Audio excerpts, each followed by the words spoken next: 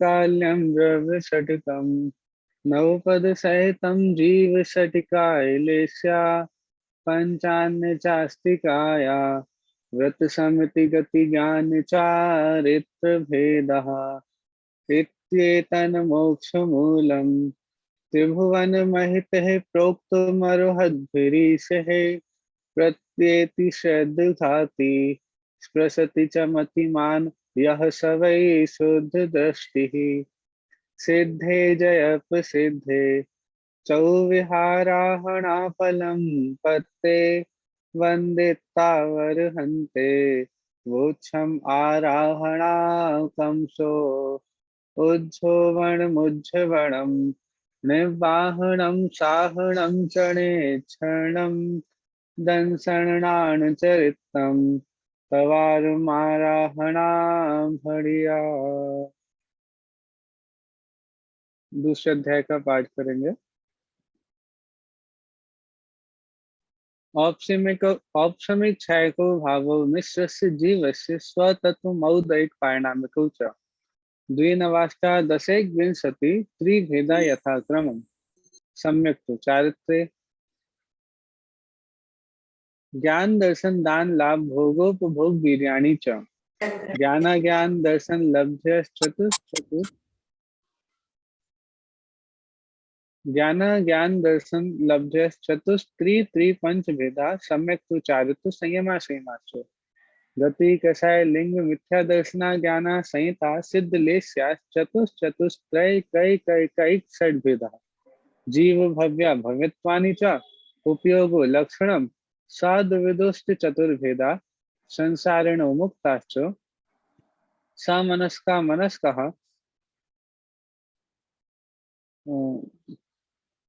संसारिणस्तथा पृथिव्यप्तेजो वायु वनस्पतयः स्थावरः द्विन्द्रियादयस्तशः पंचेन्द्रियाणि द्विविधानि निर्वृत्तुपकरणे द्रव्येन्द्रियं लब्धोपयोगो भावेन्द्रियं स्पर्श स्पर्शन रसन घ्राण चक्षु श्रोत्राणि स्पर्श रस गंध वर्ण शब्दास्तदर्था श्रुत मनीन्द्रियस्य वनस्पत्यन्तानामेकम् क्रमी पिपीलिका भ्रमर मनुष्यादीनामैकैक वृद्धानि संगिनः समनस्का विग्रह गतौ कर्मयोगः अनुश्रेणी गतिः अविग्रह जीवस्य विग्रहवती च संसारिणः प्राक् चतुर्भ्या एक समया विग्रह एकम द्वौ त्रीन्वानाहारकः सम्मूर्छन् गर्भोपपादा जन्म सचित् शीत संवृतः सेत्रा मिश्राश्चैकशस्त्रद्योन्यः जरायुजाण्डश् भूतानां गर्भः देवनारकाणाम् उत्पादः शेषाणां सम्मोचनम्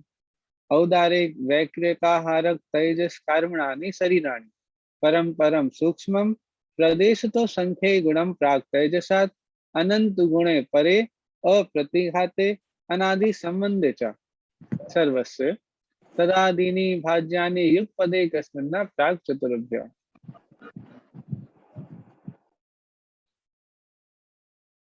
निरुपभोग मन्त्यम गर्भ सम्मोचन जमाद्यम औपादिकं वैक्रियकं लब्धि प्रत्ययं च तेजस्मपि शुभम विशुद्धम अव्याघाति चाहारकं प्रमत्त संयतस्यैव नारक सम्मोचनो नपुंसकानि न देवाः केशा स्त्रीभिः औपादिक चर्मोत्तम देहा संख्ये वर्षायुषो न प्रवर्त्यायुषो।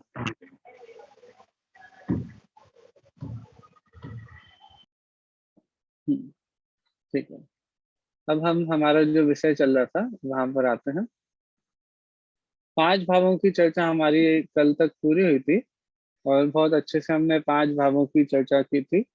और पांच भावों की चर्चा के जितने भी सूत्र थे उनकी चर्चा होने के बाद आखिरी में जब पारिणामिक भाव की चर्चा, इसके तीन भेदों की चर्चा आई, तो उसके बाद पांच भावों के संदर्भ में जो सामान्य जानकारी थी कल उसके माध्यम से हमने उन सभी पांच भावों के बारे में बहुत सारी विशेष विशेष बातें जानी।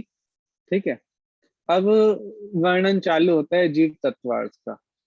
देखो, थोड़ा सा मैं आपको याद दिला दूं, आप लोग पहले अध्याय में पढ़ के क्या आए हो। मैंने एक दो क्लासें तब भी ली थी तो मुझे याद है कि आप लोगों ने वो भी बहुत अच्छे से पढ़ा था, लेकिन फिर से मैं थोड़ा सा याद दिला देता हूँ। हमने अभी मंगलाचरण भी पढ़ा था मोक्ष मार्गस्य नेतारम भेत्तारम कर्म भूव्रताम ज्ञातारम विश्व तत्वानाम वंदे तद्गुण लब्ध। कि हे भगवान, मैं आपको क्यों नमस्कार कर रहा हूँ? कि हे भगवान, वंदे तद्गुण लब्ध है, मैं तो आपके गुणों की प्राप्ति के लिए आपको नमस्कार कर रहा हूँ। क्या कहा? वंदे तद्गुण लब्ध है, आपके गुणों की प्राप्ति के हेतु के लिए ही मैं आपको नमस्कार कर रहा हूँ। तो हमारे मन में जैसे ही आए ना कि भगवान, मैं आपके गुणों की प्राप्ति के लिए सर्वज्ञ वीतरागता हितोपदेशिता, इन गुणों की प्राप्ति के लिए मैं आपको नमस्कार कर रहा हूँ, तो मन में तो ऐसा है कि वहां से उत्तर आ गया कि आपको ये गुण चाहिए ना, तो मतलब मोक्ष चाहिए, ये गुण चाहिए मतलब आपको मोक्ष चाहिए। तो वहां से उत्तर आया, सम्यक दर्शन ज्ञान चारित्राणि मोक्ष मार्ग। यदि ये चाहिए तो इसका मार्ग है, क्या है? कि सम्यक दर्शन, सम्यक ज्ञान, सम्यक चारित्र, तो ये इसका मार्ग है। ठीक है, तो फिर हमको प्रश्न होने लगा, ये आप सम्यक दर्शन ज्ञान चारित्राणि मोक्ष मार्ग की बात कर रहे हो, तो सम्यक दर्शन किस चीज का नाम है? तो उन्होंने बोला तत्वार्थ श्रद्धानम सम्यक दर्शनम। तो फिर तत्वार्थ से क्या होते हैं? तो फिर आपको मोक्ष चाहिए तो मोक्ष का मार्ग बताया, सम्यक दर्शन ज्ञान चाहिए। तो सम्यक दर्शन किसे कहते हैं? तो बताया तत्वार्थ श्रद्धानम सम्यक दर्शन। फिर तत्वार्थ कौन कौन से होते हैं? तो फिर आगे चल के वो भी बताया कि जीव, अजीव, आश्रव, बंध, संवर, निद्रा, मोक्ष, ये 7 तत्व है। अब ये भी बता दिया कि मोक्ष कैसे होगा, इस मोक्ष मार्ग से होगा, सम्यक दर्शन ज्ञान चारित्र रूपी मोक्ष मार्ग से मोक्ष होगा। सम्यक दर्शन क्या है तो वो भी बता दिया, तत्वार्थ श्रद्धानम सम्यक दर्शन। तत्व क्या है वो भी बता दिया, जीव, अजीव, आश्रव, बंध, संवर, निद्रा, मोक्ष, ये तत्व है। उनको जाने कैसे ये भी बता दिया, प्रमाण नैर अधिगमा, निर्देश स्वामित्व साधनाधिकरण स्थिति विधानता और सत्संख्या क्षेत्र स्पर्शन कालांतर भावल बहुत से, इससे ये भी बता दिया कि आप इनको जानोगे कैसे। ठीक है, प्रमाण नय से जानोगे, निर्देश स्वामित्व आदि से जानोगे, सत्संख्या आदि से जानोगे, ये बता भी दिया, रास्ता भी बता दिया, और फिर आगे चल के खुद बताया भी। देखो, तत्वार सूत्र में 7 तत्वों के बारे में वर्णन है। ठीक है, तो तत्वार सूत्र में 7 तत्वों के बारे में वर्णन किया, लेकिन उसके पहले वो बोल आए थे कि इसको जानने का उपाय ये है। अब जो संक्षिप्त बुद्धि वाला होगा, जो थोड़े में सब कुछ समझ लेता, उसका काम तो वहां हो गया। अब तो हमारे लिए बात चल रही है कि उन्होंने तो बता दिया था कि 7 तत्वों की श्रद्धा करने से सम्यक दर्शन होगा। अब जिसको उतने में समझ में आ गया और उसने वही सम्यक दर्शन कर लिया, तो बहुत बढ़िया, शाबाशी, मतलब वो सबसे होनहार छात्र होगा जो बिल्कुल बात कहते ही समझ गया, इशारे में पूरी बात समझ गया।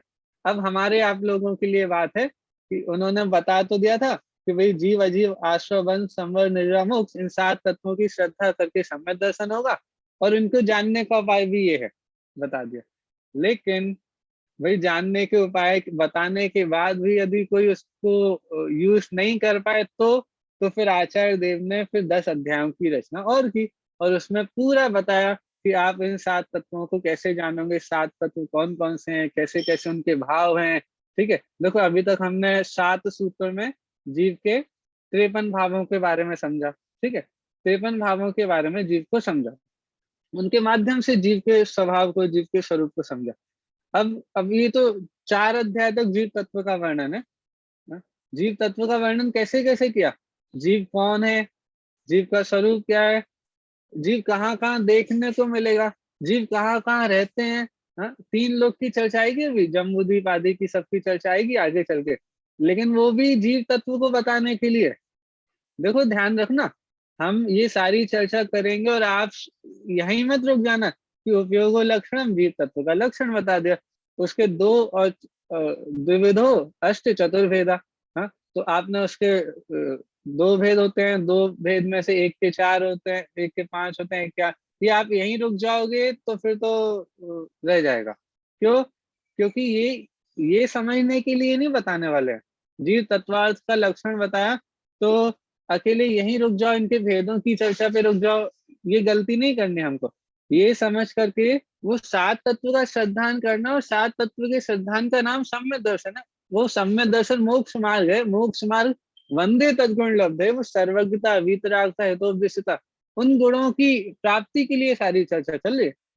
हमारे साथ यही गलती होती है कि हम ग्रंथ पढ़ते जाते हैं, रीडिंग हो जाती है, समझ भी लेते हैं जो जो वहां चल रहा है, लेकिन प्रयोजन जो था ना, जो आप पहले शुरू में जब आपने ग्रंथ उठाया था, जिस प्रयोजन से आपने वो ग्रंथ उठाया था वो भूल जाते हैं। मैंने आपको वही तो दोबारा से याद दिलाया, क्योंकि यहाँ जीव तत्वार्थ का लक्षण बताना चालू किया। तो जीव तत्वार्थ की जानकारी क्यों कर रहे हैं हम? क्योंकि हमको सम्यक दर्शन की प्राप्ति करना है। तत्वार्थ श्रद्धानम सम्यक दर्शनम, उस लक्ष्य से हम ये पूरी चर्चा कर रहे हैं। ठीक है, तो इस लक्ष्य को ना भूलें, और ये जानकारी जानकारी मात्र नहीं रहे, हम ऐसी भाव भाषा में वैसा श्रद्धान हम आपको हो, उस भावना से हम चर्चा कर रहे हैं। ठीक है, देखिए, तो 5 भाव की चर्चा पूरी होने के बाद अब इतने सारे भाव बता दिए, कितने 53 भाव। हाँ, कितने भाव बताए जीव के? 53 भाव। तो प्रश्न उठता है कि हम पहचाने किससे? आपने तो कितने बता दिए? 53 भाव बता दिए। अब हम इन 53 भावों में से जीव की पहचान कैसे करें? भाई हम ऐसा देखें क्या, जिसमें अज्ञान पाया जाता है वो जीव है, जिसमें ये पाया जाता है जिसके औदैहिक भाव से हम जीव की पहचान करें? किससे करें जीव की पहचान? तो पहचान करने के लिए अब जीव तत्वार्थ का लक्षण बता रहे हैं। ठीक है, देखिए, जीव तत्वार्थ की चर्चा चल रही है। जीव के 53 असाधारण भावों की चर्चा के उपरांत अब आत्म तत्व की पहचान के लिए जीव तत्वार्थ के लक्षण पर विचार करते हैं। ध्यान रखना, ये चर्चा क्यों आई है, थोड़ा लिंक आपको हो गया होगा कि हमने जीव के 53 भाव आपको बताए हैं, सारे के सारे जीव के स्वतत्व ही हैं। लेकिन आप सोचो कि अभी आप उनको खोजने जाओ और उनको ढूंढने जाओ, उस कोशिश से आप जीव को पहचानना चाहो, जीव को ढूंढना चाहो, तो आपको शायद नहीं भी मिले। क्या जीव के स्वतत्व को ढूंढने से भी जीव नहीं मिलेगा? हाँ, नहीं मिलेगा। क्यों? मान लो आपने छायक भाव वाला सूत्र पढ़ा था। ठीक है, छायक भाव के 9 भेद थे। अब आप जीव को छायक भाव ढूंढने से जीव को ढूंढना चाहते हो, मतलब आप सोचो कि हमको केवल ज्ञान मिल जाए, और जहां केवल ज्ञान होगा वो जीव होगा।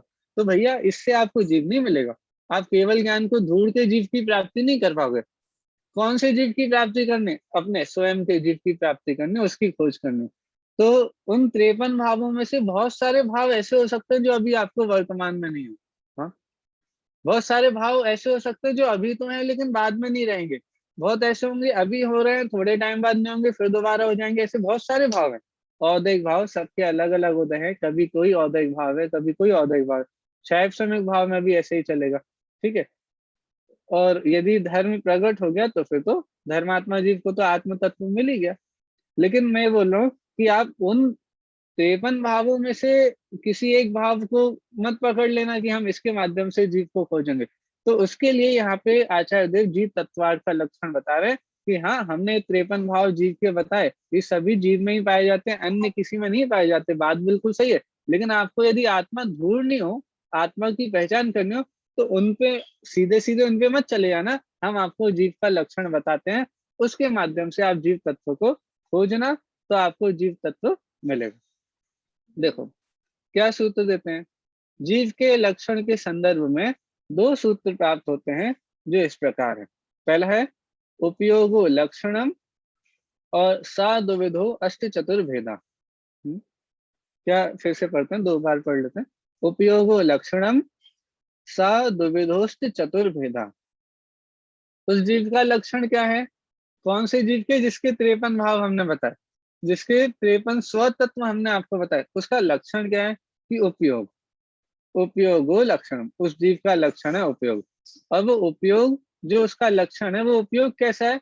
सा मतलब उपयोग, द्विविध हो, 2 प्रकार का है। ठीक है, और जो 2 प्रकार का है, उसमें से पहले के अष्ट और दूसरे के 4 भेद है। सा द्विविधो अष्ट चतुर्भेदा। उस उपयोग के 2 भेद हो जाएंगे, जिनमें से पहला हो जाए, पहले के 8 भेद हैं, दूसरे के 4 भेद हैं। ठीक है, देखिए, अब इसको हम हिंदी में जो यहाँ पे अर्थ दिया है वो पढ़ते हैं। चैतन्य स्वभाव का अनुसरण करने वाले आत्मा के परिणाम को उपयोग कहते हैं, वह उपयोग जीव का लक्षण है। ठीक है, उपयोग जीव का लक्षण क्या है? उपयोग। ये उपयोग क्या होता है? कि चैतन्य स्वभाव का अनुसरण करने वाले आत्मा के परिणाम को उपयोग कहते हैं। देखो, उपयोग जो है ना, वो परिणमन रूप है। उपयोग मतलब गुण को नहीं बोल रहे हैं यहाँ पर। हमारे में, आप में, सब में एक जो चेतना हर समय जो परिणमन रूप चेतना है ना, उसको यहाँ उपयोग बोल रहे हैं। फिर से उपयोग, यहाँ पे उपयोग गुण से नहीं लेना, उपयोग परिणामन से लेना। ठीक है, आत्मा के परिणाम को उपयोग लिया है। ठीक है, चैतन्य स्वभाव का अनुसरण करने वाले आत्मा का जो परिणाम है, मतलब चैतन्य स्वभावी जो चेतना रूप परिणाम है, उसको उपयोग कहा है, और वह उपयोग जीव का लक्षण है। ठीक है, ये उपयोग कितने प्रकार का है? तो वह उपयोग दो प्रकार का है, ज्ञानोपयोग और दर्शनोपयोग। ज्ञान रूपी उपयोग और दर्शन रूपी उपयोग। ज्ञानोपयोग 8 प्रकार का है और दर्शनोपयोग 4 प्रकार का है। वो बताए ना, अष्ट चतुर्विधा। तो पहला ज्ञानोपयोग वो 8 प्रकार का, और दूसरा दर्शनोपयोग वो चतुर्वेद 4 प्रकार का। ठीक है, अब देखिए कौन कौन से हैं। तो ज्ञानोपयोग के 8 भेद कौन से हैं? मति, श्रुत, अवधि, मनः पर्यय और केवल, ये 5 ज्ञान, सम्यक ज्ञान और कुमति, कुश्रुत और कुअवधि, ये 3 अज्ञान अर्थात मिथ्या ज्ञान। इस प्रकार ज्ञानोपयोग 8 प्रकार का। कितने प्रकार का हो गया? 8 प्रकार का हो गया ज्ञानोपयोग। ठीक है, इनमें से एक तो हो गया छायक भाव। ठीक है, जो हमने अभी 53 भाव देखे ना, उसमें से एक हो गया छायक भाव, 4 हो गए ये सम्यक ज्ञान के छायक सम्यक भाव, और ये 3 हो गए मिथ्या ज्ञान के छायक सम्यक भाव। ठीक है, तो इसमें से 8 में से 7 तो चले जाते हैं छायक सम्यक भाव में, 4 ज्ञान, 3 कुज्ञान, 3 अज्ञान, और एक चला जाता है छायक भाव में, जो केवल ज्ञान है वो छायक भाव रूप है। ठीक है, इस प्रकार ज्ञानोपयोग 8 प्रकार का है। इसी प्रकार दर्शनोपयोग कितने प्रकार का बताया था? 4 प्रकार का। तो इसी प्रकार चक्षु दर्शन, अचक्षु दर्शन, अवधि दर्शन और केवल दर्शन, ये 4 दर्शनोपयोग के भेद हैं। ठीक है, अभी इनके बारे में भी बताएंगे।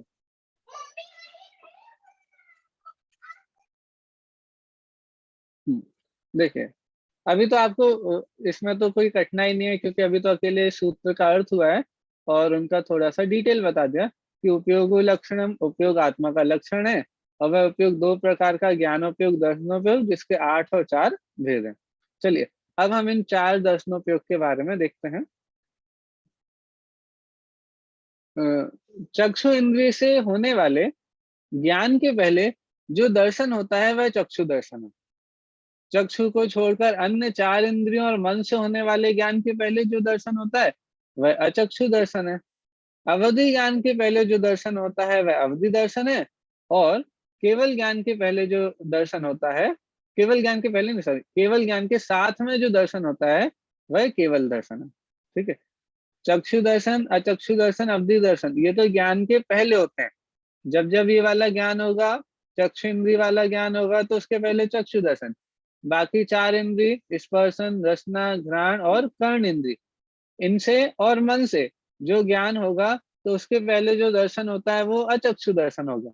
अवधि ज्ञान के पहले जो दर्शन होगा वो अवधि दर्शन है, और केवल ज्ञान के साथ में, इन 3 में तो क्या लिया?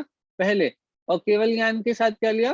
केवल ज्ञान के साथ जो होता है। ठीक है, यहाँ पे लिया है साथ, बाकी सब में लिया है पहले। ठीक है,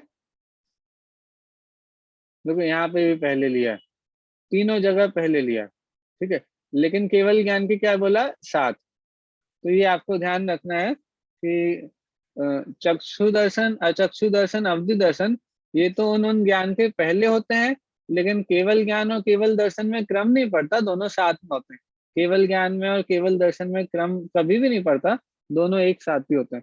क्योंकि यदि क्रम पड़ जाए तो सोचो क्या होगा, एक समय केवल दर्शन, अगले समय केवल ज्ञान, तो एक समय के लिए सर्वज्ञता नहीं रहेगी। जिस समय केवल दर्शन होगा उस समय सर्वज्ञता तो नहीं रही ना। ठीक है, तो इसीलिए यहाँ पर हमारे यहाँ बताया गया है कि केवल ज्ञान और केवल दर्शन साथ ही होते हैं, वहां पे क्रम नहीं पड़ता। हमारे श्वेतांबर भाइयों में ये दोनों प्रकार की मान्यताएं मिलती हैं। बहुत जगह आपको ऐसा मिलेगा कि श्वेतांबरों के यहाँ सिर्फ ऐसा माना जाता है कि केवल ज्ञान और केवल दर्शन में भी क्रम पड़ता है, लेकिन वहां पे भी दोनों प्रकार की मान्यताएं मिलती हैं। वहां पे कोई आचार्य हैं जो इनमें क्रम भी बताते हैं, और कोई आचार्य ऐसे भी हैं जो उनको साथ में भी कहते हैं। मैंने थोड़े समय पहले एक जैन आगम इस नाम से एक इंग्लिश में बुक थी, जिसमें दिगंबर, श्वेतांबर, उनके जो जो मूल मेन आचार्य हुए हैं, और उन्होंने जो जो लिखा है, मतलब आगम की जो चर्चा है, उस पर पूरी एक बुक थी, इंग्लिश में ही थी, तो काफी डिटेल्ड में वो वर्णन आया था। वहां पर मुझे ये बात पढ़ने मिली थी, रेफरेंसेस भी थे, कौन से आचार्य ऐसा मानते हैं, कौन से आचार्य ऐसा नहीं मानते हैं, वो सब था। तो वहां मुझे पता चला कि वहां पर भी दोनों मान्यता है। कोई ऐसा मानने वाले हैं कि केवल ज्ञान और केवल दर्शन साथ में होता है, और कोई ऐसा मानने वाले हैं कि नहीं, इनमें क्रम होता है। तो हमारे यहाँ दिगंबर परंपरा में तो एक मत है कि इन दोनों में क्रम नहीं होता है, केवल ज्ञान और केवल दर्शन हमेशा साथ में ही होते हैं। देखिए, ध्यान रहे, चक्षु, अचक्षु और अवधि दर्शन तो ज्ञान होने के पहले होते हैं, पर केवल दर्शन केवल ज्ञान के साथ ही होता है। इसी बात को द्रव्य संग्रह में इस प्रकार व्यक्त किया गया है: अट्ठ चतुराण दंसण सावर्णम जीव लक्षणम भणियम व्यवहारा शुद्धनया शुद्धम पूर्ण दंसणम राणम। यही बात है जो अभी हमने यहाँ पढ़ी ना, अठ चतु, 8 और 4, राण और दंसन, ज्ञान 8 प्रकार का, दंसन 4 प्रकार का। ठीक है, सामर्णम जीव लक्षणम बढ़ियम, यही जीव का लक्षण है। ये द्रव्य संग्रह की गाथा है 6 नंबर की। और ये जो ऊपर वाला प्रकरण है ना, चक्षु दर्शन अचक्षु दर्शन, ये साथ में है, ये तो क्रम होता है इनमें, चक्षु अचक्षु अवधि दर्शन, केवल दर्शन केवल ज्ञान, ये साथ में होते हैं। ये द्रव्य संग्रह में आपको 45, 43, 44, 45 गाथाओं में एक प्रकरण मिल जाता है द्रव्य संग्रह की। 44, 45 गाथा में ये प्रकरण वहां पर भी है, ज्ञान और दर्शन का। ठीक है, तो वहां पे भी ये विषय आपको मिल जाएगा। ठीक है, क्या अर्थ हुआ था इसका? व्यवहार नय से 8 प्रकार के ज्ञान और 4 प्रकार के दर्शन को सामान्य रूप से जीव का लक्षण कहा गया है, और शुद्ध निश्चय नय की अपेक्षा से शुद्ध ज्ञान दर्शन जीव के लक्षण कहे। देखो, अंतर क्या पड़ गया? 8 प्रकार के ज्ञान, 4 प्रकार के दर्शन को सामान्य रूप से जीव का लक्षण कहा, या व्यवहार नय से कहा, और शुद्ध निश्चय नय से भी शुद्ध ज्ञान दर्शन को कहा। तो अंतर क्या पड़ा? देखो, एक में लक्षण क्या बता रहे हैं? मति ज्ञान। व्यवहार नय से लक्षण किनको ले रहे हैं? 8 प्रकार के ज्ञान, मति ज्ञान, श्रुत ज्ञान, अवधि ज्ञान। तो अब ये ज्ञान सामान्य नहीं है, मति ज्ञान को लक्षण बना रहे, शुद्ध ज्ञान को लक्षण बता रहे। लेकिन शुद्ध निश्चय ने बोलेगा ये जो आप इनमें भेद करे ना, मति, श्रुत, अवधि, मना, प्रय, केवल, ये सब भेद हटा दो, एक ज्ञान को देखो। मति ज्ञान में से मति हटा दो, अकेले ज्ञान रखो, वो ज्ञान को लक्षण बनाओ। तो शुद्ध निश्चय से ये जो उपाधियां हैं, इन उपाधियों को हटा करके जो सामान्य ज्ञान है, जो बिल्कुल प्योर ज्ञान है, ठीक है, उस प्योर ज्ञान को, शुद्ध ज्ञान दर्शन को जीव का लक्षण कहा है। व्यवहार नय से इनके भेदों को, जो कर्मों की उपाधि के साथ में भी है, उनको जीव का लक्षण बताया। ठीक है, तो ये वाली बात, तो ये द्रव्य संग्रह में बिल्कुल ऐसी की ऐसी बिल्कुल गाथा में पूरी बात आई है। इस गाथा के अर्थ में ब्रह्मदेव द्वारा रचित संस्कृत टीका में कहा गया है कि यह सामान्य शब्द का अर्थ विवक्षा का अभाव है। देखो, यहाँ बोला ना, सामान्य रूप से जीव का लक्षण कहा गया, किससे? व्यवहार नय से 8 प्रकार के ज्ञान को, 4 प्रकार के दर्शन को सामान्य रूप से जीव का लक्षण कहा गया। तो सामान्य रूप से मतलब, अभी हम विवक्षा नहीं कर रहे हैं कि भाई कौन सी विवक्षा से मति ज्ञान जीव का लक्षण होगा, कौन सी विवक्षा से शुद्ध ज्ञान जीव का लक्षण होगा, केवल ज्ञान कौन सी जीवों का लक्षण होगा। तो जो तो सर्वज्ञ है, हाँ, जिन्होंने 4 कर्मों का अभाव कर दिया है, या 8 कर्मों का अभाव कर दिया, मतलब अरिहंत और सिद्ध, उन्हीं को तो आप केवल ज्ञान से देख पाओगे। तो वो विवक्षाएं लगानी पड़ेगी, तब जाकर के आप वो लगा पाओगे। लेकिन अभी हम एक एक को नहीं बोल रहे, हमने तो सीधे बोल दिया कि 8 प्रकार के ज्ञान, 4 प्रकार के दर्शन, ये जीव के लक्षण है।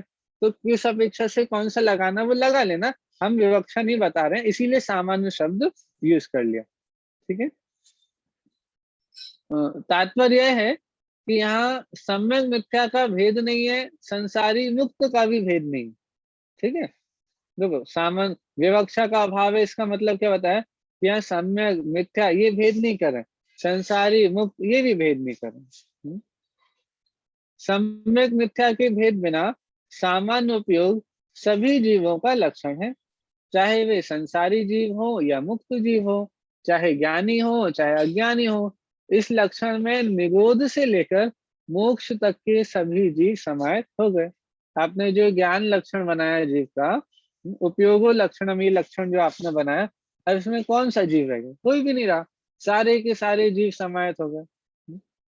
सारे, चाहे निगोद में हो, चाहे हम हो, चाहे आप हो, चाहे चींटी हो, चाहे कोई भी जीव हो, सारे के सारे जीव इस लक्षण में समाहित हो गए, क्योंकि सभी में उपयोग पाया जाता है।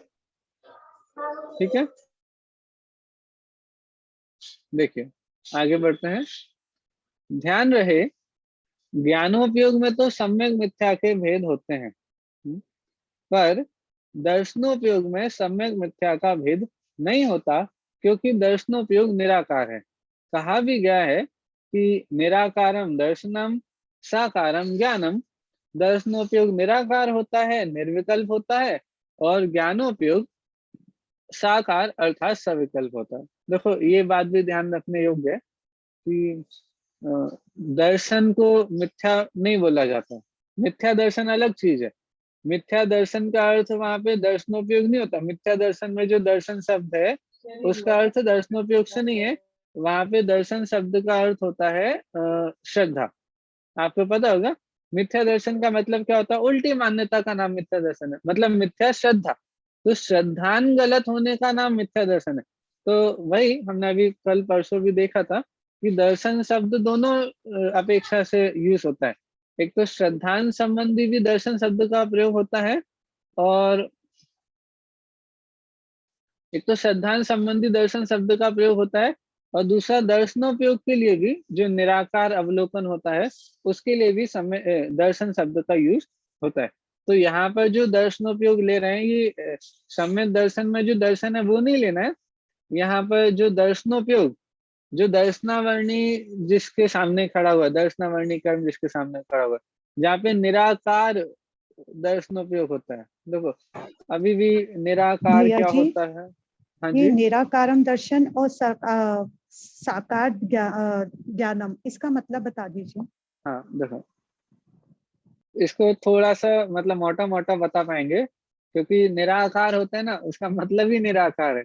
यदि उसके बारे में मैं कुछ साकार रूप से बता पाऊं तो वो ज्ञान हो जाएगा। देखो निराकारम दर्शनम साकारम ज्ञानम। जैसे हम कभी किसी चीज को देखते हैं, ठीक है, तो अब देखते हैं मतलब जानते हैं, किसी भी चीज हमारे ज्ञान का विषय बनती है।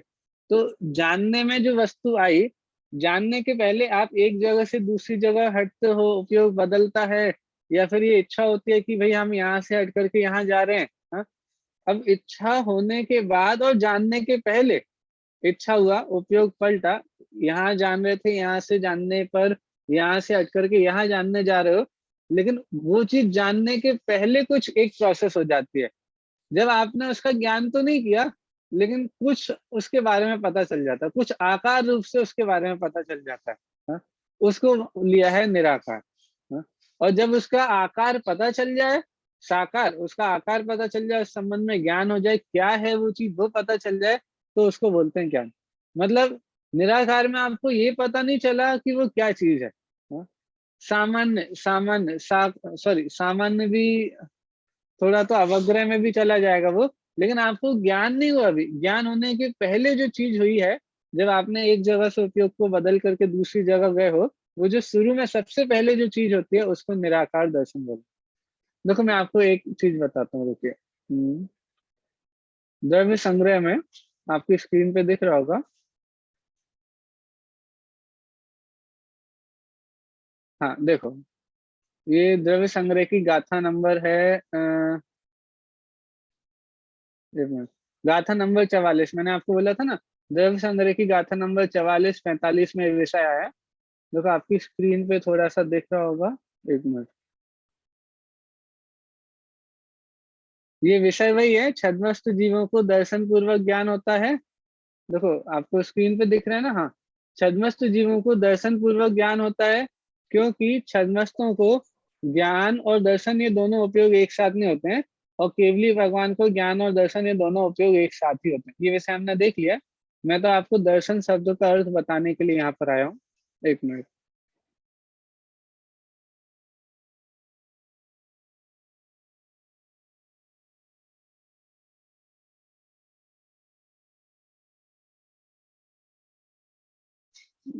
देखिए, हाँ ये बहुत अच्छे से यहाँ दिया हुआ है। देखो आगे सिद्धांत के अभिप्राय से कथन किया जाता है वह इस प्रकार। देखो उत्तर मतलब आगे के ज्ञान के आगे के ज्ञान की उत्पत्ति के लिए जो प्रयत्न, जैसे आप कोई चीज जान रहे हो, अब आप कोई चीज जान रहे थे और आप उस ज्ञान के बाद कोई नई चीज जानना चाह रहे हो, मतलब आगे के ज्ञान का प्रयत्न करना चाह रहे हो, तो उत्तर ज्ञान की उत्पत्ति के लिए जो प्रयत्न, उस रूप जो अपने आत्मा का परिच्छेदन, अवलोकन, वह दर्शन कहलाता है। तत्पश्चात बाह्य विषय में विकल्प रूप से जो पदार्थों का ग्रहण है, वह ज्ञान है। देखो ये दूसरा अर्थ हो जाएगा, मतलब दो तरह से अर्थ चलते हैं दर्शन के। एक पर संबंधी जो ज्ञान होता है वो ज्ञान होता है, और एक स्व स्व का जो होता है, अपने आत्मा का अवलोकन होता है, उसे दर्शन कहते हैं। इसके पहले वाला मैं एक और अर्थ बताता हूँ पहले, उसके बाद भी वो ठीक रहेगा।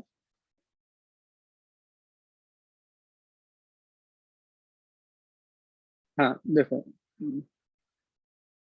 हाँ देखो ये है।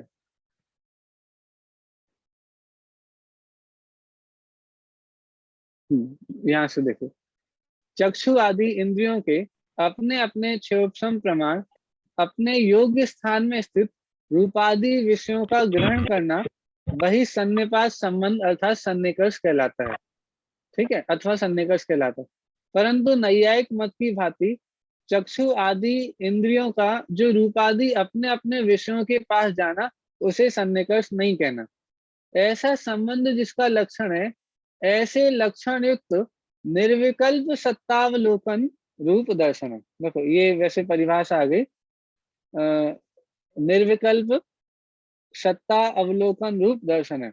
उस दर्शन पूर्वक यह सफेद है इत्यादि अवग्रह आदि विकल्प रूप इंद्रिय और मन से उत्पन्न होने वाला मति ज्ञान है, और आदि आदि फिर उन्होंने बाकी सारे ज्ञानों की चर्चा यहाँ पे की है। ठीक है, फिर उसके बाद उन्होंने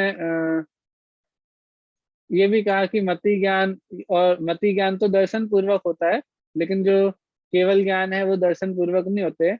शुद्ध ज्ञान और मनोप्रय ज्ञान के लिए भी ऐसा कोई वो नहीं है, तो शुद्ध ज्ञान और मनोप्रय ज्ञान ये दोनों भी दर्शन पूर्वक होते हैं। ठीक है, और काफी सारी बात आई है यहाँ पे, मैं उनको अभी स्किप करना चाह रहा हूँ।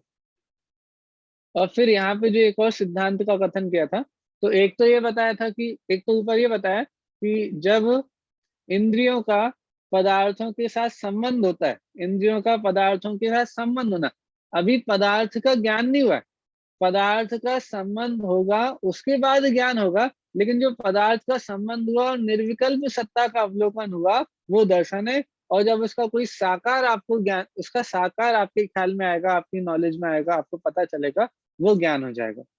मतलब उसका कोई आकार बन जाएगा, साकार सत्ता अवलोकन, विकल्पात्मक सत्ता का अवलोकन होगा, उसको ज्ञान बोला है। और निर्विकल्प सत्ता अवलोकन होता है, और उसका कारण बताया कि इंद्रिय और पदार्थों का एक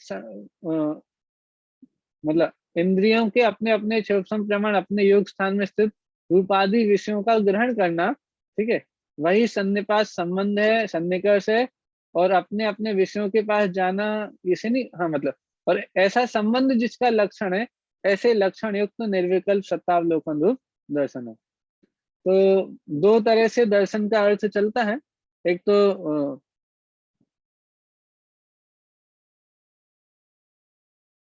एक तो ये चलता है कि भाई आत्मा का अवलोकन, मतलब स्व को जानना, उसे दर्शन कहा, और पर का ज्ञान जहाँ पे होगा उसको ज्ञान कहा। एक ये अर्थ भी आता है, आत्मा अवलोकन, स्व सत्ता अवलोकन, उसको दर्शन कहा। और जब पर सत्ता का ज्ञान होता है, पर सत्ता के संबंध में जानकारी होती है, तो उसको ज्ञान कहा।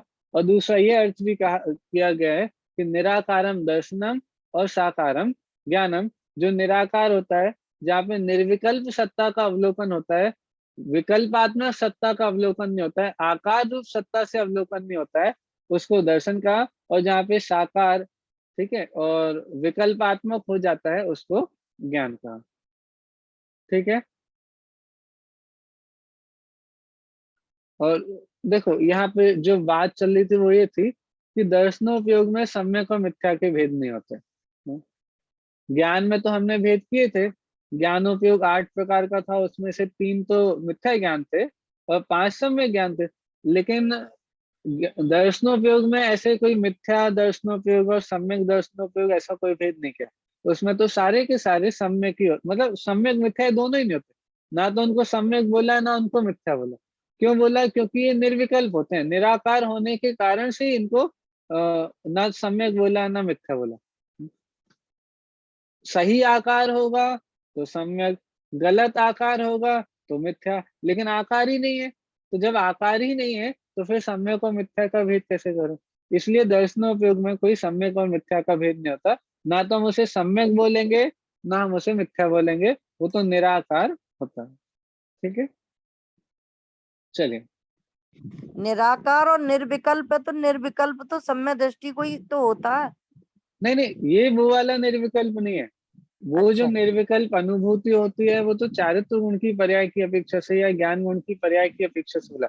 वहां अच्छा, पे निर्विकल्प में, निर्विकल्प मतलब विकल्प का नहीं होना, मतलब राग द्वेष रूपी विकल्प नहीं होना। अच्छा, अच्छा, यहाँ विकल्प का नहीं होना मतलब आकार नहीं होना, मतलब कोई आकार नहीं बनना, अच्छा, विशेष नहीं जानना। ठीक है, अच्छा, तो विकल्प शब्द के भी बहुत सारे अर्थ होते हैं। ठीक है, हर जगह जैसे आत्मा स्वभावम परभाव विन्नम मापूर्ण माध्यम तो विमुक्त मेकम विलीन संकल्प विकल्प जालम।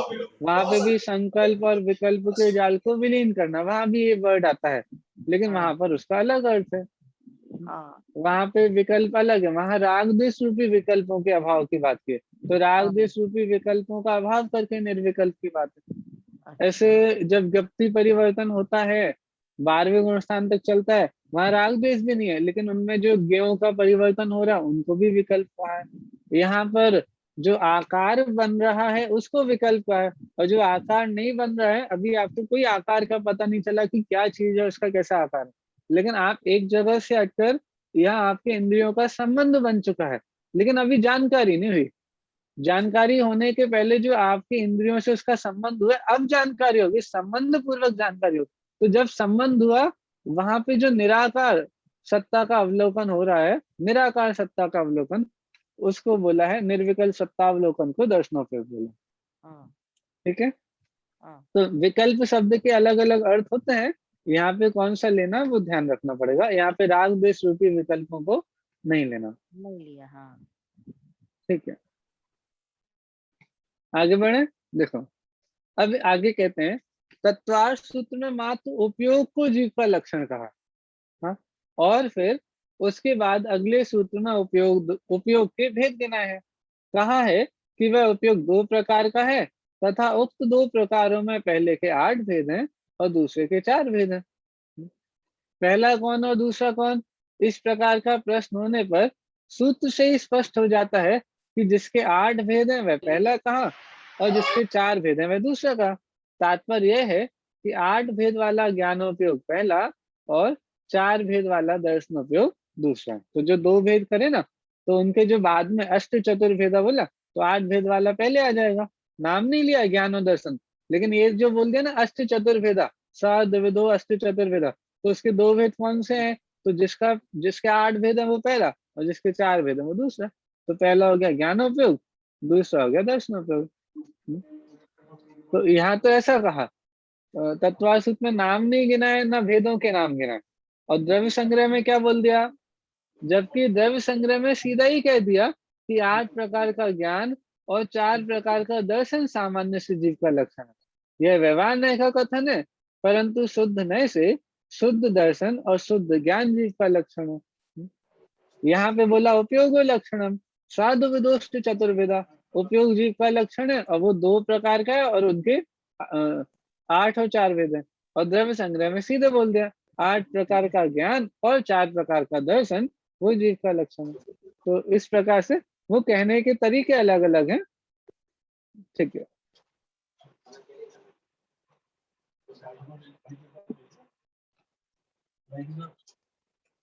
बृहद द्रव्य संग्रह में ब्रह्मदेव की संस्कृत टीका में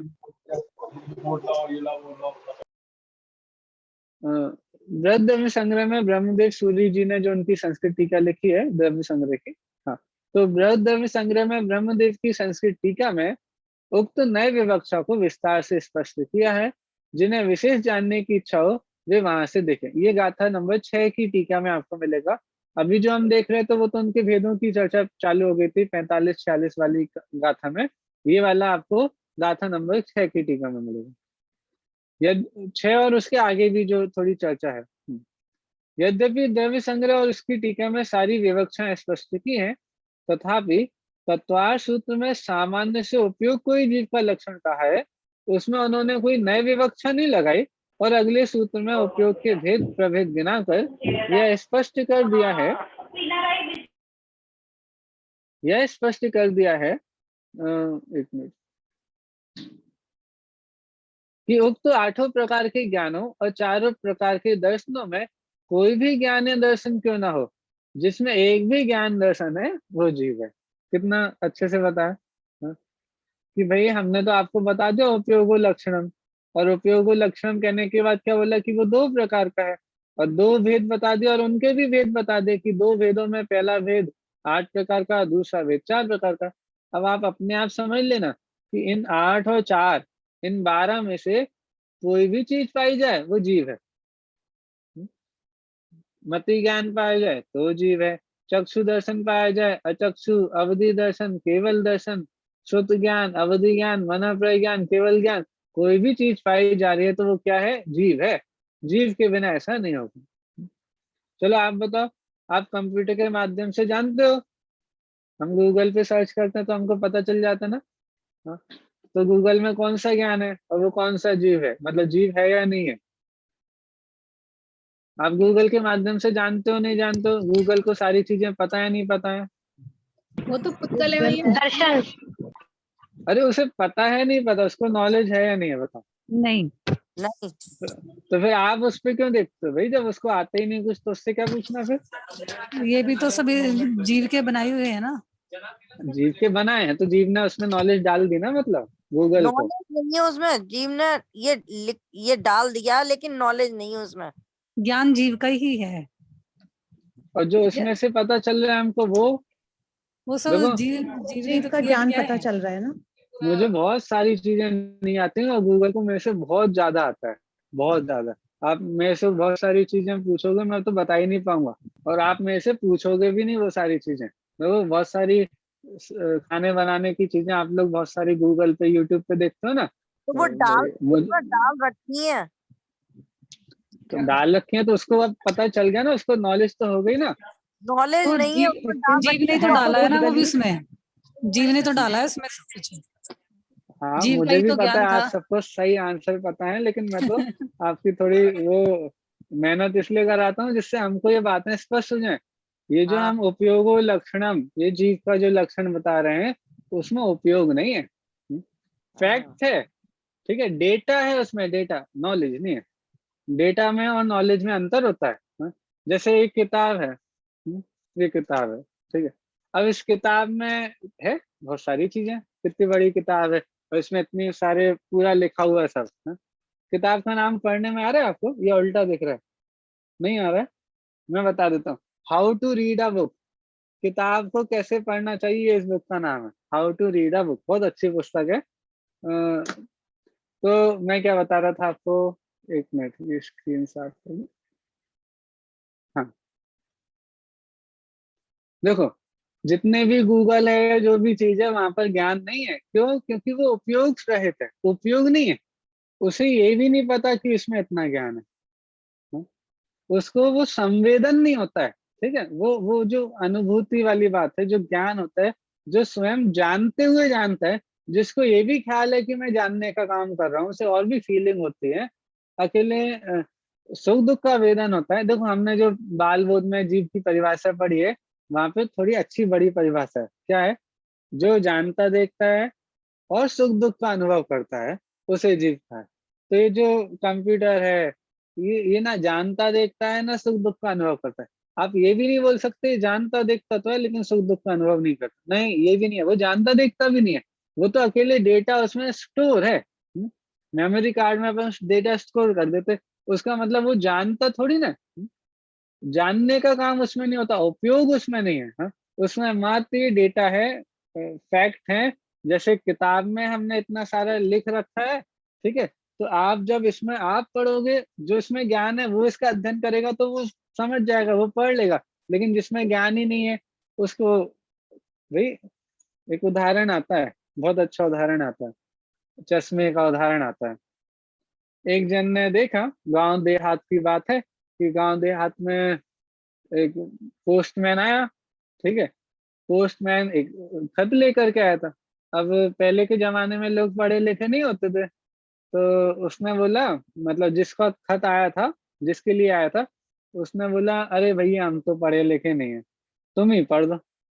किससे बोला? पोस्टमैन से बोला भैया तुम ही पढ़ के बता दो, हम तो नहीं पढ़वो जाना, तो हम पढ़वो नहीं जाना, तुम पढ़ के दिखा दो। तो उनने क्या किया, जेब में से चश्मा निकाला, लगाया और फिर पढ़ना स्टार्ट किया।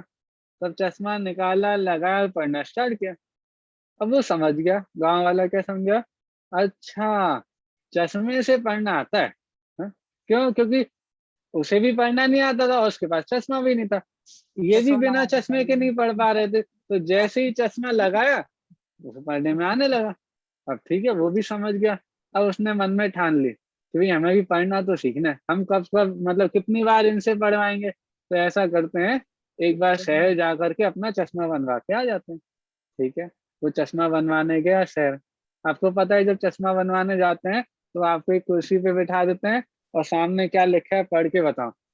अब वो जो चश्मा बनाने वाला था उसने हर तरह के चश्मे लगाए और पूछा क्यों भैया वो दिख रहा है, क्या है, क्या लिखा है, समझ में आ रहा है, पढ़ना आ रहा है, नहीं आ रहा है? बोले नहीं भैया तुम गलत चश्मा बता रहे, हमें अभी भी कुछ नहीं दिख रहा, कुछ नहीं दिख रहा, ऐसा चश्मा दो, ऐसा लेंस दो जिससे हमें सामने दिखने लग जाए ना क्या लिखा। अब वो तो थक गया, हार गया। उसने बोला भैया तुम ये बताओ तुम पढ़े लिखे हो कि नहीं हो? अरे भाई के लाए तो चश्मे बनवा रहे जिससे पढ़ना लिखना सीख जाए। तो बोले भैया चश्मे से पढ़ना नहीं आता है, पढ़ना लिखना तो यदि आपको आता होता तो चश्मा पहनोगे फिर आप पढ़ पाओगे, सीधे चश्मे से नहीं पढ़ पाओगे। ऐसे ही यहाँ समझना, ये किताबें हैं, गूगल है, सब कुछ है, यदि हमें ज्ञान ही ना हो, हमारे अंदर ज्ञान ना हो, तो इनसे हम कुछ भी नहीं सीख पाएंगे। और जिसमें ज्ञान है वो अपने ज्ञान से ही जानता है। ये तो हम लोग अभी छद्मस्त है ना, पराधीन ज्ञान चल रहा है हमारा, तो हमको इंद्रियों की, प्रकाश की, पुस्तकों की, इनकी सहायता चाहिए। लेकिन यदि हमारा यही ज्ञान पूर्ण विकसित हो जाए तो हमको किसी चीज की आवश्यकता नहीं। हम अपने ज्ञान से, केवल ज्ञान जब हम में प्रकट होगा तो हमको न इंद्रियों की आवश्यकता है, न लाइट की आवश्यकता है, न पदार्थ के सामने होने की आवश्यकता है। हम तो तीन काल तीन लोग को यहीं बैठे जान सकते हैं, कब? जब केवल ज्ञान हो जाएगा। तो वो तो अभी पराधीनता है, इसीलिए इनकी सहायता की जरूरत पड़े। लेकिन ज्ञान होगा अपने से ही। ज्ञान में बाहर की चीजें कोई कारण होने वाली नहीं है। ठीक है, तो ऐसा उपयोग वो हमारा लक्षण है। अब इन 8 और 4 12 उपयोग बता देना। स्वाद्विदोष्ट चतुर्विद, 8 और 4, 12 में से कोई भी जिसमें पाया जाए वो तो नियम से जीव है, जीव के ही ये पाए जाते हैं। तो मैंने ये सारी बात इसलिए इतना उदाहरण भी ले लिया, थोड़ा आप लोगों को हंसी भी आई, सब हुआ वो इसीलिए जिससे हम, जिसमें ज्ञान होता है उसे जीव माने, इन सबको जीव नहीं मानने लग जाए। हाँ? और इनकी महिमा जीव से ज्यादा भी नहीं करने लग जाए। और ऐसा भी ना हो कि हम, ठीक है, अपने स्वयं के जीव की तो महिमा करें लेकिन दूसरे जीवों को इन चीजों के सामने बिल्कुल देखो, लिविंग थिंग की वैल्यू हम कम करते हैं और नॉन लिविंग थिंग की ज्यादा करते हैं। मकान की, घर की, पैसे की, इन चीजों की वैल्यू बहुत ज्यादा करते हैं। और चेतन जीवों की, चेतन चेतन तत्व की महिमा कम है, अचेतन तत्व की महिमा हमको बढ़ती जा रही है, क्योंकि हमको पता नहीं है ज्ञान कितना बड़ा चमत्कार है। चैतन्य चमत्कार की महिमा हमारे अंदर प्रकट हो, इन जड़ तत्वों की, हाँ, दिखना तो चाहिए। युगल जी बाबू जी के पास हम लोग गए थे, मैं भीलवाड़ा रहता था, तो युगल जी बाबू जी के पास हम लोग गए। तो मेरे मन में ऐसे सहज ही प्रश्न हुआ और मैंने उनसे पूछा कि बाबू जी, हम लोगों ने इतना पढ़ लिया है अच्छे से, काफी इतने सालों से हम लोग अध्ययन कर रहे हैं, हाँ, इतने सालों से हम लोग अध्ययन कर रहे हैं, सब पढ़ते हैं, समझते हैं, लेकिन ये अभी उतनी रुचि क्यों कम हो जाती है? बहुत बार रुचि कम हो जाती है, हम लोग यहाँ वहाँ भटक जाते हैं, बाकी चीजों की रुचि ज्यादा आती है। तो उन्होंने एक लाइन में उत्तर दिया, क्या बोले कि जब तक तुम्हें पूरी दुनिया मिट्टी नहीं लगने लग जाए तब तक चेतन तत्व की महिमा नहीं आएगी। मतलब एक सर्वोत्कृष्ट पदार्थ वो चेतन तत्व है, उसके सामने दुनिया में हर चीज मिट्टी लगे। मिट्टी लगे का मतलब इसकी कोई वैल्यू नहीं। जब तक आपको ऐसा नहीं लगे कि दुनिया में किसी भी चीज की कोई वैल्यू नहीं है, सिर्फ एक आत्म तत्व की जो ज्ञान तत्व है, जो मेरा चैतन्य तत्व है, वो चमत्कारिक तत्व है। उससे बड़ा दुनिया में कुछ है ही नहीं। सब कुछ मिट्टी है, कोई वैल्यू नहीं। जब तक थोड़ी भी वैल्यू उनको दोगे तब तक आपको आत्मा की प्राप्ति नहीं होगी। अभी हमको अपनी लाइफ में अपना अपना टेस्ट करना है, कोई हमारा टेस्ट नहीं करेगा। हमको अपने अपने टेस्ट करने हैं, अपनी अपनी परिणति में झांक करके देखना है हम कितने। देखो, हम प्रतिदिन स्वाध्याय करते हैं, सुनते हैं, पढ़ते हैं, लिखते हैं, सब करते हैं, लेकिन ये जो प्रयोजन है वो ना भूल जाए। तो वो वाली बात, या तो आप गुरुओं के सानिध्य में रहते हैं तो वो आपको ये बातें थोड़ी थोड़ी बीच बीच में बताते रहते हैं जिससे आप भूल ना जाओ। नहीं तो स्वयं अपने आप को वैसा टोकना चालू करो कि भाई अकेले पढ़ने के लिए तो नहीं पढ़ रहे, सुनने के लिए तो नहीं सुन रहे, ये जो प्रयोजन है वो ना भूल जाए। जीव तत्व का लक्षण सीखा हमने आज, तो क्यों सीखा कि तत्वार्थ श्रद्धानम सम्यक दर्शनम जीव तत्व है, इसको सही नहीं जाना, अपने को अच्छे से सही समझ नहीं की, इसीलिए तो हम संसार में भ्रमित हो रहे हैं, इसीलिए तो दुख हो रहा है। तो वो प्रयोजन को सिद्ध करने के लिए ही हमारी ये सारी चर्चा चल रही है। देखिए आगे चलते हैं। यहाँ जीव शब्द, देखो मैं हाईलाइट कर देता हूँ।